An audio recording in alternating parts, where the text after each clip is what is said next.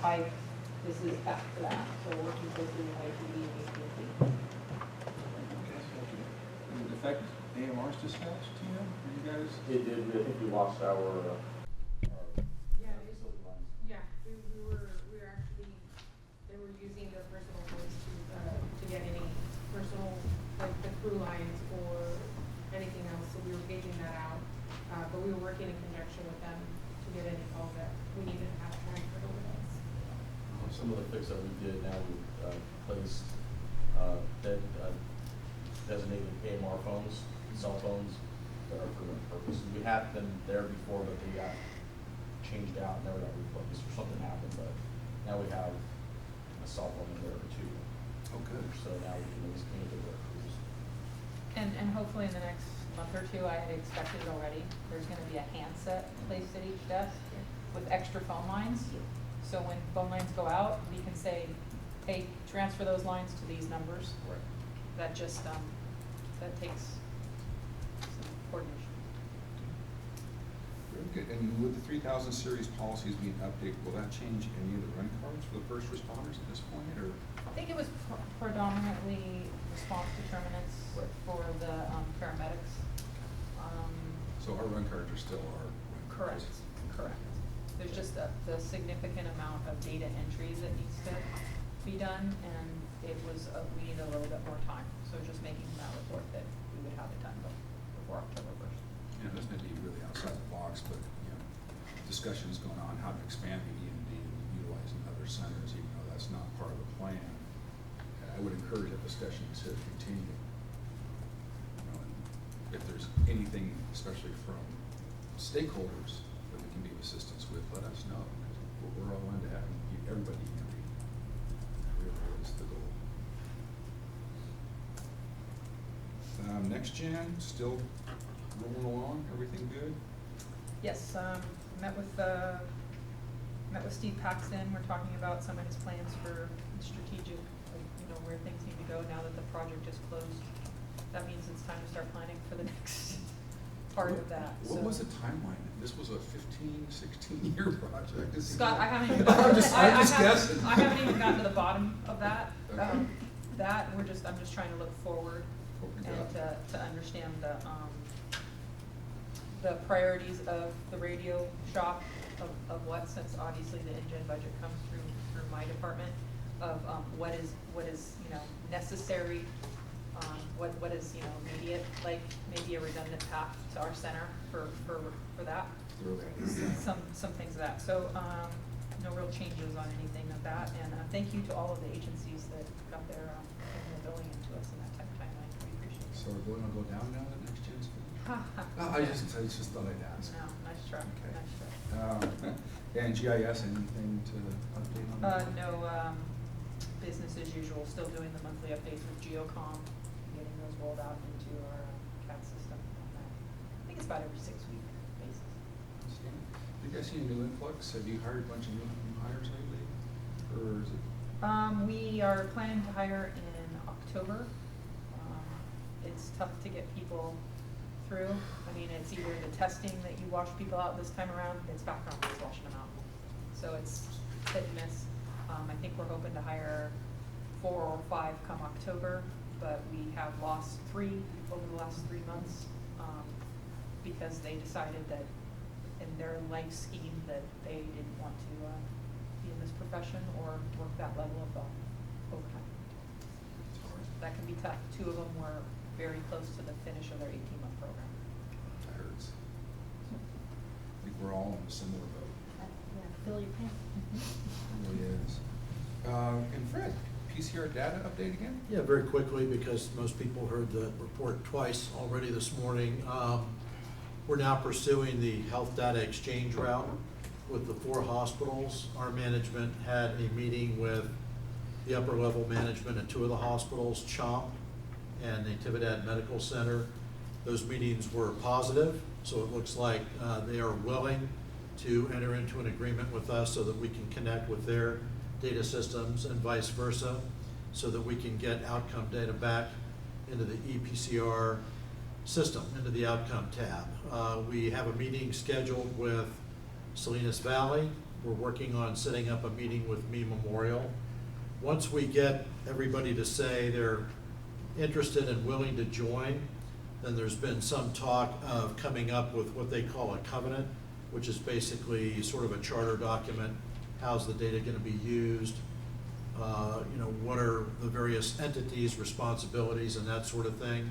We may be able to use some of the documents that we've already prepared for that very purpose. The original charter document that we did, there's a lot in our current policy on data collection and submission that could probably be used. Also, some verbiage in the various and sundry agreements we already have. The technical part of it, actually integrating the systems, is not going to be that difficult.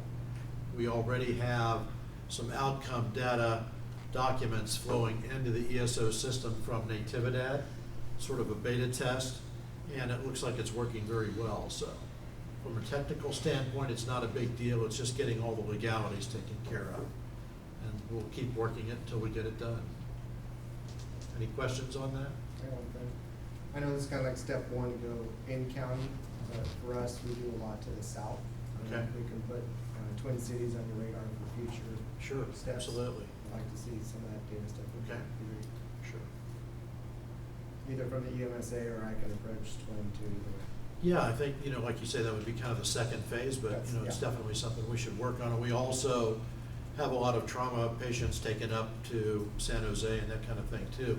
A lot of it is a matter of what in-house EHR systems they use and that kind of thing. But the nice thing about ESO, because they're such a big national company, they already have hooks into basically every major hospital record system that's out there. Epic is one, there are a few others. So I don't think that's going to be a big deal. It's just a matter of the legality and agreements and that kind of thing. Outstanding. I'll put a plug in for ESO Wave if you guys haven't attended it. You want to become more skilled at ESO, they have you can become a certified trainer. The ad hoc and the different backside tools are really powerful. You got to either figure it out yourself or go to one of these classes to understand how to really crunch the data and make it work for you. I want to believe that's the third week in February. Last week of February. What's that? It's the last week of February. Last week of February. So, if you can, I highly encourage attendance. They have a really interesting, I think it's a great open forum, and all the end users can speak their mind in front of everybody. So you hear the good, the bad, the ugly. You basically. Yeah, including their CEO. Yeah, Chris is a pretty Yeah. straightforward guy. But if you put that on your radar, highly recommend it. It's a sacrifice to go to Austin though. Sacrifice. It's a sacrifice to go to Austin. Yeah. It really is. I don't think Texas even thinks it's part of Texas.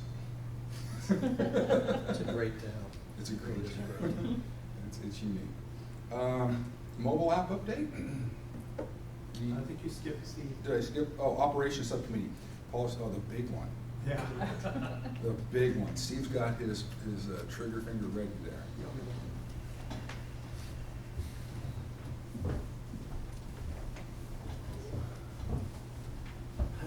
Good afternoon. So we've pushed our policy and protocol development process up a little bit for the timeline so that it will be completed January 2nd, which means that what we would normally be doing in January, we're doing today, which is reviewing public comments for the policies and protocols we've submitted for public comment. So here's a list of the policies and protocols that were submitted.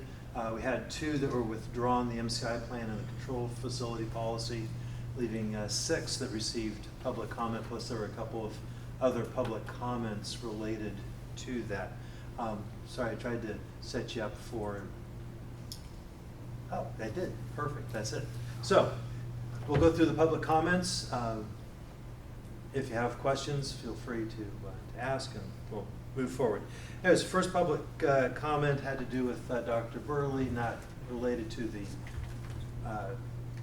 process, but his contract doesn't allow for outside employment with a regulated provider. Policy 2040, paramedic accreditation, it is correct, it's part of Title 22, that if after remediation, a paramedic in the accreditation process basically fails, then it is reported to the EMS Medical Director, who may take it to the state and should be reporting it to the state. So it's when they believe the paramedics, competency to practice is questionable. That's the standard. The next policy received comment is policy 4010, which is our authorized stock policy, and that included that we should add the 45 millimeter EZ-IO needles. We agree. There's a lot of larger folks who benefit from that, so that'll be added to the authorized stock policy. Again, on authorized stock policy, the question about utilizing alternate preparations for naloxone. We want to maintain standardization. If there is a shortage, we will utilize the medication shortage policy to allow for alternate preparations. Next on controlled substances. This has to do with the use of the medical director and also the policy related to the overall policy for the county for controlled substances. And each individual provider is supposed to have their own policy for controlled substances. This is considered to be maybe a little overkill, but we believe that the county should have an overall policy that the individual agency policies will fall under and provide some coordination, if you will, so that there's some commonalities, similarities, and everything's covered. Also on controlled substance policy, there was found to be two different time periods for records maintenance. We've standardized it to the 2 years that it was intended to be. Trauma, I don't think Laura's here to address these, so I'll do my best. Trauma, pregnancy, let's see. So we've updated the policy because of pregnancy. There's an inconsistency between how pregnant trauma patients would be managed, so we've eliminated one of the confusing sections to provide standardization. Next is stroke center related to thrombectomy centers having coverage. What our point is that there's no ramp up period. You either are or you aren't, but nothing prevents a stroke center from providing additional services. We just don't designate. Next on stroke center, we agree that we are looking to report information, get it, bring it in, push it out. Next on stroke centers, related to imaging availability, and Laura's created, right out of Title 22, so we can't make any changes there. That's also the same with related to data submission as determined by the EMS agency. That's essentially adding our name to policy that comes right out of Title 22. Transfers, we do require by our policy to have non-stroke centers participate in the QI process, so that's addressed. Next on stroke centers, if a hospital falls out of compliance for designation, what is the process to restore designation? There isn't one addressed in policy. And again, related to evaluation of the program, that's just a rehash, again, of Title 22, and participation in the QI process by the stroke centers, and it does require continued participation. All right, for skill maintenance standards, the question is regarding whether These sign-in sheets are necessary. We believe the sign-in sheets are necessary and will be provided to us. Stop. I'm so sorry. You know, if I could ever do anything like that, I might be angry, but you know. So sorry.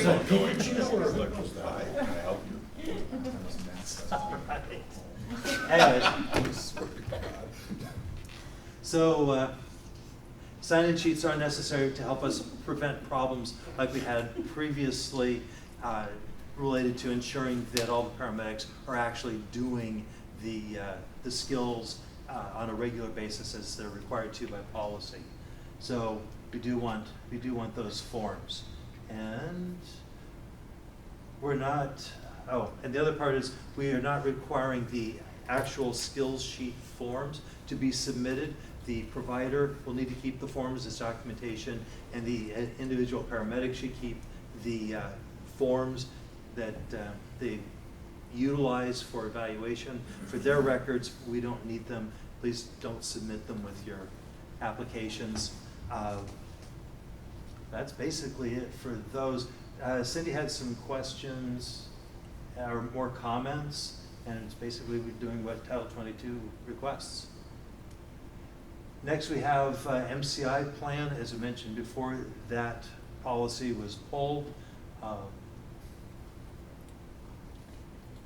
And final comment on related to the process, and I'll reiterate it, as I said this morning, we've created a process that meets both time and input requirements. We've given as much time as we can allow for comments to come in, and also enough time at the back end for training to allow everybody in the system to be have full understanding of the policies and protocols before the effective date. To add additional steps in the process squeezes out things, what we can do. But that said, this policy is not up for review.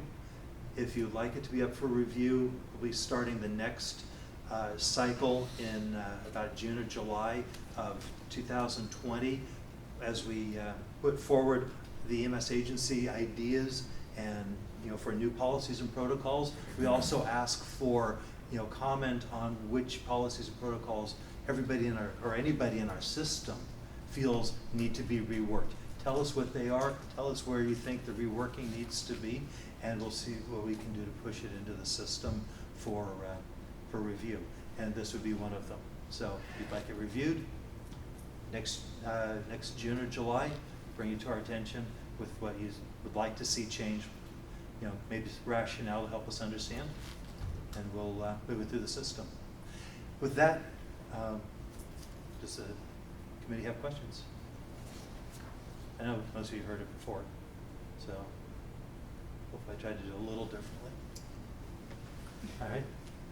Well, very good. I think we've vetted a lot of I vetted a lot of things over here, so it's just leave it at that. Mobile update. I think I'm in the right place now. Yeah. Okay. Gotta remember not to I check. got the last two, so. You just So there was a comment or a request at the last MAC and Ops meeting, I believe, last time to put in a search functionality on the mobile app. So that has been requested and completed and tested. So check it out. You might have to. I don't think you have to uninstall, but you might have to update when you launch the app. But it'll prompt you to do that. So play with that. It was a great enhancement. It went pretty easy, so as things come up, please continue to share. We want to make that app very user-friendly because you guys are the ones using it, so I think that was a great success story. So any questions on that? It's a search function, I think, at the very top, and it's keywords and really easy to use. So. Awesome. And then first response time reporting? So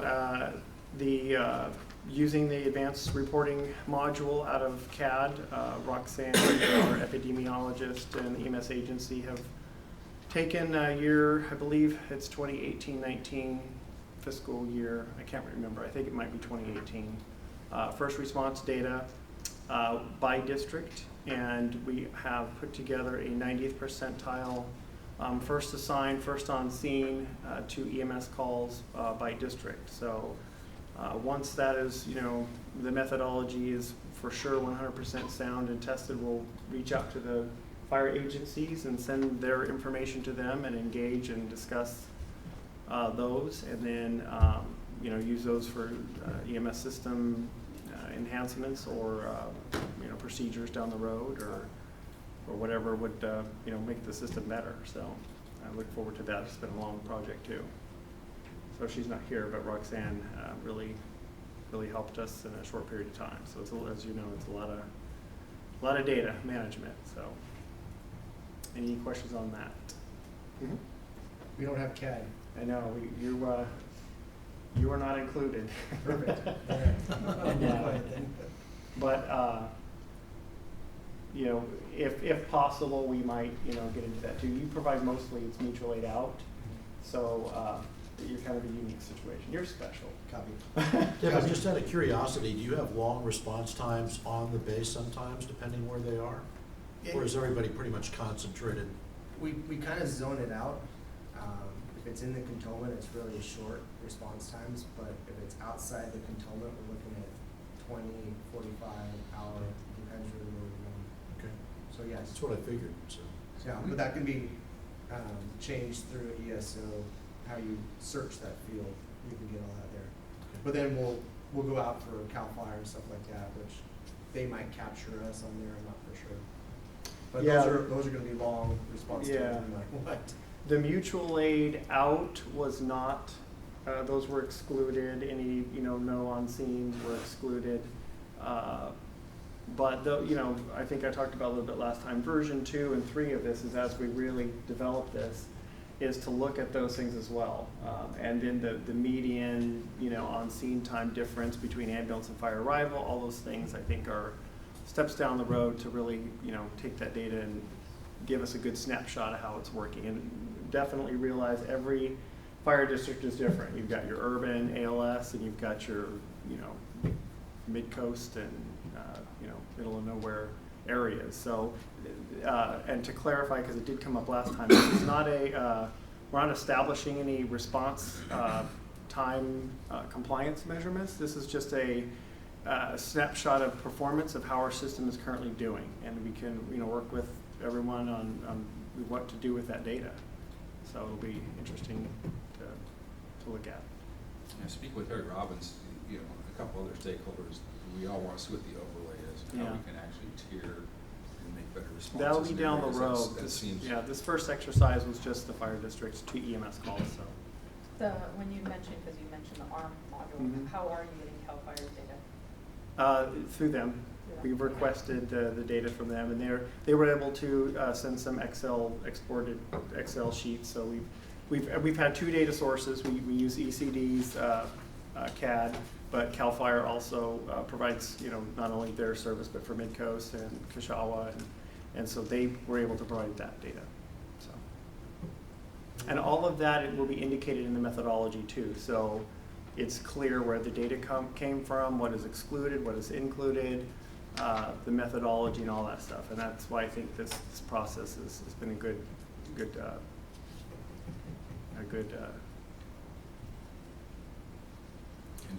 thank you for the word, but a good experience. So. Good. Any other questions for Jared? I got just one thing, we'll take that for FireCom and AMR dispatch.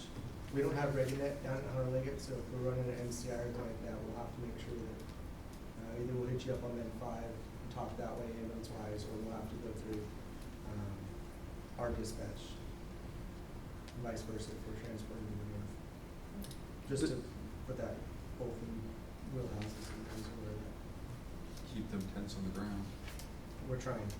If we keep the helicopters down, it won't happen. We are working on a ReadyNet profile. Fire already has one, but it's more about it's opening up that can of worms of how's it going to be used, like who's gonna who gets notified and all that stuff. So we could I don't know if FireCom is logging in and monitoring it right now, or That's too in the weeds for me. I Okay. don't know. I wrote it down. Okay. I'll email Jen.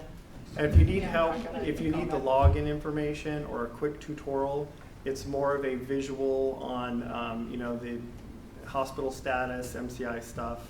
Yeah, I'm So, familiar with yeah, it, Okay, from previously, but okay. how we use it, I'm sure we use it however we're supposed to, but if it's just, Well, the- if it's not using it, my guess is, Okay. Yeah, I don't think there's any, it hasn't been incorporated with FireCom yet, so that might be another piece we need to work on as to, you know, how it integrates with all the other different areas and how FireCom communicates the information, all that stuff. So I think that would be another good exercise. Very good. Thank you, Jared. The search engine is awesome. Cool. So it works out. Yeah, really check it good. out. If anything else comes up too, That just was let us awesome. know. Big likes. I liked. Dave I was- likes? You're always trying to figure out which policy did that fall under. Oh, determination of, that's what it was. Okay, yeah. Why are you looking that one up? With that, Why are you looking that one up? you know, sometimes you gotta determine. 5150 was the first one. but That's right. swear I just wanna see how I fell into the whole. Awesome. I see that we have no new business at this point either. I know Eric had mentioned investigating poison oak, and what was the other one? It was application of a topical cream. This was gonna come to you, Dr. Burley, for poison oak exposure out in the wildland fire areas. They've had a major issue with that. Even in some of the fires up in the North Bay, they ran out of the cream they were allowed to apply it up there. What we would have to do here is figure out how it fits into the state scope of practice, you know, whether it would have to be a trial study or something like that. And the other one was removal of taser barbs. And there are some counties now that have a current protocol on that. So we'd have to research that too. But he did want the group to at least think about that. My experience, those barbs fall out by themselves a lot. It used to be my experience too. Apparently sometimes they don't. Yeah, when fighting, kind of works out that way. On the removal of taser bars, I do have a question for the law chiefs, because depending on the police agencies, their policies are different on that. So I don't know if you guys come up with the policy, or now the police department's gonna have to be guided by it. Okay. Yes. Yeah, we'll work with you. Okay. You know, it's good that you're on the committee, so. How does that affect you guys? Absolutely. For us, we can pull them out, but it's from agency to agency depending on the policies, so. Some agencies leave them in by policy. That's a great Like my way to old start. agency, you had to have medical take them out. Really. You guys can give Narcan, but you can't pull out a bar. Okay. Just as an example, Tuolumne County has a protocol for that, for their ambulance. So I don't know, like, if we come up with a policy, does that, you know? That's what has to be researched. We have to Right, make so sure we're doing it legally. we have conflicting policies Be on the collective. police side, yeah. The collaboration thing was pretty good. Yeah, when you talk to other people, Just thinking it's out a loud. new concept in leadership books. You know, we talked earlier in MAC about, you know, brought up the Narcan librarians. Well, every librarian can give Narcan, but EMTs can't. Yeah, that keeps resonating. So, and we'll agendize that, and we had a good discussion at MAC, and just as a notification process, we received great support. We go through the Epi Narcan BGM, the 6-year-old kid can take his own BGM. You know, auto injectors are part of our training. Make sure we have the tools, so if we have some of the remote areas that we respond to, we can actually provide the care that we're trained to do. Didn't we allow or work on the rural departments, like the far outs for Narcan administration, something like that? Or do we not have that right now? What we have for naloxone used by EMTs is rolled into the EMT expanded scope policy. But that, they have to go through all the hurdles So and have that. to do all 5 of the skills. Plus the Naloxone, agency has to. Epi, glucometer, perilaryngeal airway, and CPAP. And then they have to apply, demonstrate the need. If we can make that easier, especially for the rural agencies, without having to jump through, I mean, because I read that and I was like, okay, here's another reason to, you know, go through another litany of policies, you know, QI, the whole gamut, and like Scott said, librarians are doing, I'm not sure what their QI and policies are associated with it. But I think that'd be helpful, especially for some of our remote areas. Kind of tag on to David's comment there. If possible, we could also have that as ALS departments. So we have BLS engines go off post to assist. These guys are trained in the same skills that we do under ALS, but since they're not with us, they can't do those same skills. Instead of creating a whole nother program, advanced scope, EMT, and doing the paramedic, it's just too much. So I'll put it back in ops if possible to do the same kind It's of gonna go to thing. MAP, because it's Well, medical I know, but I'm just, control. as a talking point. You know, and this is a great clearing place to talk about operational considerations, because here we are. If we can do appropriate care that's allowed under Title 22 and maintain compliance, we have to maintain compliance. That's what we're supposed to do. We're supposed to vet stuff in here. And work collaboratively to reset that goal. So, and I think, and CHOMP was, Dr. Kalinsky had some great input to, referring back to the programs that have grant funded all this Narcan. I mean, literally, you get Narcan everywhere you go. So it's on the radar. We'll move forward with it, and this would probably be a good one for an emergency change. I mean, we're really looking at saving lives of people.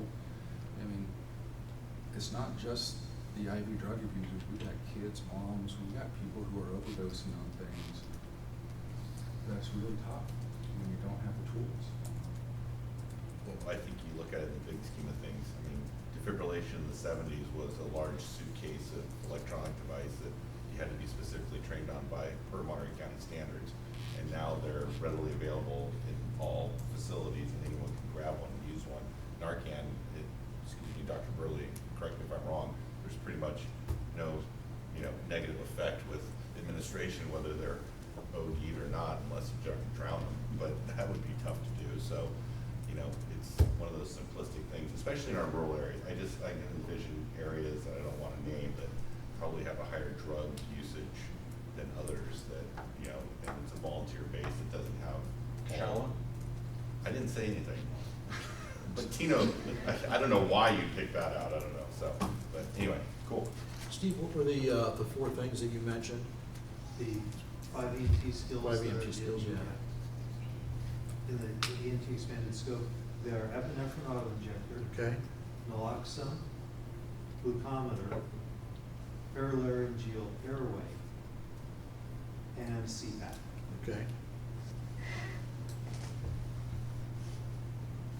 As I listen to those things, I think sometimes it sounds like an epi auto-injector is a no-brainer, but to me, there does have to be a certain amount of training. There has to be. Without a doubt. Yeah, absolutely, when it's gonna be appropriate, and even CPAP, even though it's a very easily done physical process. You just put a mask on somebody knowing when to use it, as opposed to somebody who's really in respiratory distress versus somebody who's already anxious. There is a certain amount of, maybe not necessarily a tremendous amount, but some amount of proper training and being able to assess when it's really needed and that kind of thing. No, absolutely agree. Versus Narcan, which pretty much, Yeah, I mean, There's and no- even there, it's an easy training process, in my view. But still, you need to know, when is it appropriate to use this stuff? Well, the training's there for, under Title 22 for EMTs to recert. So these EMTs are getting the training to recertify, but then we tell them that, hey, you can't use this skill that we taught you unless I'm with you, and you guys are by yourself. So I think the training's there, we could probably do more in-depth training for it, but they have to be trained on most of that stuff to recert under state. Yeah, for the Epinarcan and VGCAP, that's That's all determined. right. The Yeah, CPAP definitely has. I'm a proponent of that, absolutely, Like, just call it, when you get out there and you don't have that person, tell them, just call the cops, we'll do it. yeah, or the Yeah. librarian. We're all, Yeah. because we're allowed to. Can't take the bars out, but we And if you need anyone arrested, just give us a call. That's Yeah, right. exactly. But you probably don't want to keep a CPAP machine. in No, your they trunk. got enough stuff in their No. trunk. No, CPAP's a little different creature. I have a question for Tino. What's your question? Tino, are you guys planning on implementing the expanded scope for the EMTs in your organization? I think we are. I think we're already doing Okay, that. because that's a huge benefit to your one-on-one cars, for sure. If your EMTs can help out the partner, That's huge. Yeah, that's a big issue. Yeah. Okay, so, We're the leader of this. so any future agenda items outside of what we've talked about? Because we've got the good order and adjournment here, but is there anything else? Scott, I have a potential item for future agenda item. It's been brought up anecdotally, concerns regarding HIMSS utilization specific to response times in South County and South Coastal areas. I spoke with the new fire chief down in Sur, who had some concerns about the disparities there. And I understand that the dispatch center, they're in the call matrix, and I believe it's based on the geographic location as far as proximity to the incident, as far as how it's dispatched. But I've also heard that there's a new base commander down there, and that the issues that we ironed out some years back seem to be kind of resurfacing again with some issues of auto launches and the process for approval. So just because that unit may be the closest proximity, it may not necessarily be the quickest or the best or most appropriate asset to be utilized. I think it's a timely subject. I don't think we've addressed the air response policy in a while. It's been running on its own, I think successfully, it seems like. But with changes in the base, which is the inevitability. Every 2 years. Every 2 years? Sometimes 3. Now, has Mercy Air got 2 airships down there during certain times and one? No, so there's two aircrafts down there. The Bell 412 is it can take 2 patients, and then the BK is the other one that can take 1. The primary is the Bell, and that's what's under contract, and then if that one's out of service, they go to the BK. Sometimes they have to go to the BK due to the pilot not being followed on the 412, lead pilot, or however they deal with that. You know, I think this might be best served maybe with, I don't want to say another subcommittee, but working with Fred and the stakeholders to, you know, just kind of revisit what we have. Isn't there already a subcommittee that's looking at HIMSS utilization? So over a year ago, that Laura tried to initiate a HIMSS utilization review committee, and after a few meetings, it just kind of dissolved and essentially went nowhere. So I think at least on the response piece, you know, we need to look at what is the quality assurance mechanism in place, and how are we, what's the overview and responsibility there. Any other? One last thing I'd like to throw in there, as I've done many times at this meeting, is the idea of a case review for MCIs. We've done 3, I think, maybe 4 over the last couple of years, year and a half. And they've always been beneficial, I think, when we do those. And so, you know, if we have a major MCI of some kind, we ought to continue to do those. We can do it in such a way that we're not giving out a lot of HIPAA information, you know, personal health information, PHI, that could be sensitive, but what we're really looking for is how the MCI was run. You know, what were the nuts and bolts of the command structure, how, you know, triage was done, where they went, all that sort of thing. A lot of the stuff that we've been working on in the MCI plan. So if you've had a good MCI, you know, let's talk about it here. And you can forward those to Eric and Fred. No, but I think our discussions have been rather productive because we see some of the similarities of operational control, communications, and even the destinations can be a little troublesome, just given the TIVAD wants all the trauma patients as they can. I think we're sometimes overloading them and how best to really address that. Excellent. Any other? I have a question for Leanne. Chomps Mendez were down. Are you aware of that? No. Never mind.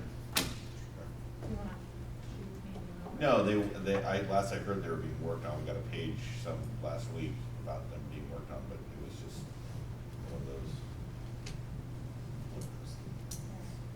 Radio IT emailed us about some work on Huckleberry. Okay. They had to do. So it was, I think it was both a radio issue for Chomp and then also an antenna, something. So Yeah. Ever since we switched over to digital, it's been. they only told us because they wanted to know who paid for it. Of course. Yeah, God, if we call, our agency gets the bill. It's like, wait a second. It's $300 just to call. Oh. No, but if there is something, you know, to shoot me an email, and I thought to loop it in, because I'd like to get it fixed. Yeah. Like, that's the point. Yeah, they, Figure out who pays for it. Find out where they are all, with you guys. It's gonna be you guys paying for it anyway, so. like, I'm gonna save space. I vote Marina pays for it all. Yeah. They're in the middle, Another they're in the middle. Any announcements for the round table, anybody would like to share this time? I got welcome, Dr. Burley, to your third meeting of the day. Thank you. I got something. We have a brand new fire station that's joint police and fire that is broken ground, is almost completed. Wow. So a couple months, I think, we'll start the process of actually moving in. So just let everyone know that we'll have a brand new facility out there. Station 2's under slab right now, and welcome them out, but they're building like crazy out there. Nice. Same location then, or you guys? It's down the hill a little bit, where the Down the hill. little station. Well, how many square miles do you cover out there? It's 128,000 acres. And then we, You want me to figure that out for you? yeah. What is that, square miles? And I'll then let we you know go- in a second, keep talking. And we go all the way to Highway 1 to the west, and then all the way to the lakes to the south. And to King City if we need to the east. Outstanding. Anything else for round table? We're good in the order? Well, awesome. I'll take a motion to adjourn. I moved to adjourn. Okay. Jeff seconded everything. Second. Awesome. Okay, our next meeting is, 200. what is our next meeting? It's gonna be November November 13th. 13th. November 13th. 200 square miles. Awesome. Hey, thank you guys. Real Have a estate. great, great day, and That see you was- in a couple that was- months.